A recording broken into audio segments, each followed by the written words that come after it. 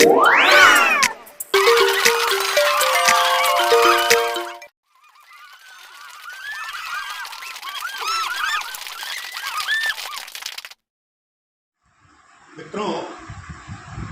दिव्यांगम YouTube channel पे हमारा एक सरोकार रहता है कि आपको हम प्रेरित करें, और प्रेरित करने के लिए सामग्री कभी कभी हम प्रेरक संवाद देते हैं, लोगों की कहानियाँ सुनाते हैं, लोगों के जो सक्सेस स्टोरीज़ आपको सुनाते हैं। आज एक ऐसे सक्सेस स्टोरीज़ नहीं बल्कि आपकी सक्सेस सफलता के लिए एक प्रेरक कविता ऐसे व्यक्ति से सुनवाते हैं जो पूरे देश को प्रेरित करते हैं अपनी कविताओं से, अपने कृत्यों से, अपने संवादों से। तो मिलते हैं आज हम कमलेश मौर्य मृदु जी से। कमलेश मौर्य मृदु जी से विशेष रूप से आज आग्रह करते हैं कि दिव्यांगों को अपने ध्यान में रखने कोई ऐसी कविता सुनाएं जो उनके लिए प्रेरणास्पद हो। आदरणीय कमलेश मौर्य, हमारे सामने तमाम प्रकार की बाधाएं आती हैं। कभी कभी लोग उपहास भी करते हैं। वैसे ही अपनी राह कठिन होती है, उसमें भी व्यवधान आते हैं या हमारा ध्यान भटकता है। तो ऐसे समय में हम अपना ध्यान केवल अपनी ओर और अपनी मंजिल की ओर केंद्रित करके हम निरंतर अगर गतिमान रहेंगे तो निश्चित रूप से हमें सफलता मिलेगी। इसी बात को ध्यान में रख करके प्रस्तुत है एक गीतिका। स्वागत। इधर या उधर मत निहारे चला चल। क्या बात। इधर या उधर मत निहारे चला चल, बिना कुछ भी सोचे विचारे चला चल। बिना कुछ भी सोचे विचारे चला चल, ये जीवन नदी की तरह बह रहा है। क्या बात है। ये जीवन नदी की तरह बह रहा है, नदी के किनारे किनारे चला चल। है बहुत बढ़िया। ये जीवन नदी की तरह बह रहा है, नदी के किनारे किनारे चला चल। इधर या उधर मत निहारे चला चल। कोई तुझको टोके कोई राह रोके, कोई तुझको टोके कोई राह रोके, उधर ध्यान मत दे तू प्यारे चला चल। क्या बात है, क्या बात। कोई तुझको रोके कोई तुझको टोके, उधर ध्यान मत दे तू प्यारे चला चल। इधर या उधर मत निहारे चला चल, बिना कुछ भी सोचे विचारे चला चल। बिना कुछ भी सोचे विचारे चला चल। तू रखकर भरोसा सदा अपने बल पर। तू रखकर भरोसा सदा अपने बल पर, बिना तू किसी के सहारे चला चल। बिना तू किसी के सहारे चला चल। इधर या उधर मत निहारे चला चल चला चल चला चल। ये विश्वास रुकोगे नहीं तो मिलेगी ही मंजिल। रुकोगे नहीं तो मिलेगी ही मंजिल।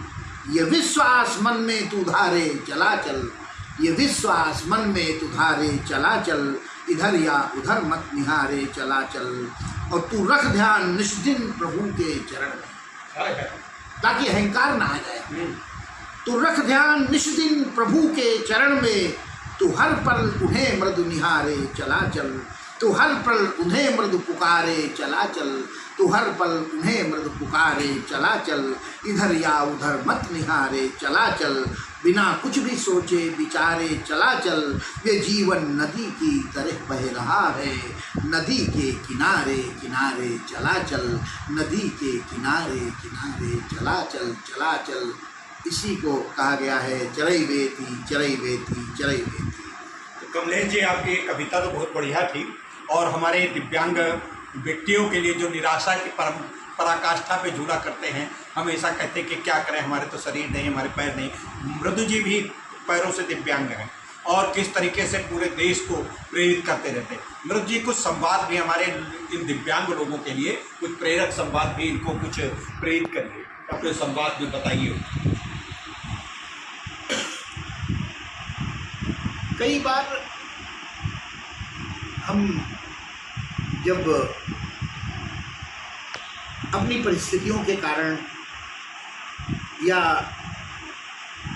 अन्य लोगों के दबाव में आकर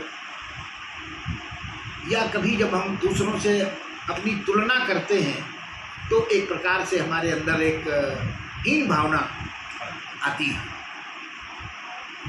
जबकि ये अगर हमारी वजह से दिव्यांगता होती, इसका कारण अगर हम होते, तो एक बार हमें सोचना चाहिए कि हाँ भाई, हमने स्वयं ये चीज़ ग्रहण की है और इसका हम फल भुगत रहे हैं।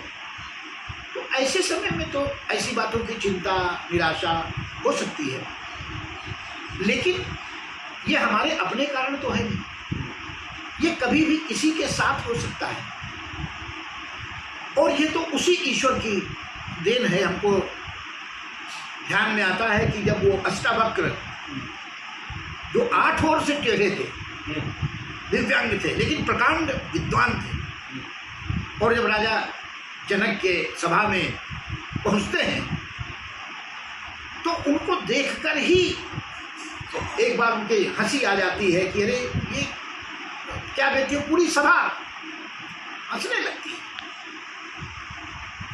तो बिना किसी पर नाराज हुए, क्योंकि जानते ही अज्ञानी लोग हैं, जो विद्वान होता है, ज्ञानी होता है, वो अनावश्यक किसी के उपहास से प्रभावित नहीं होता, ये उसकी विशेषता होती है, क्योंकि समझता है कि ये तो अपने अज्ञान के कारण है।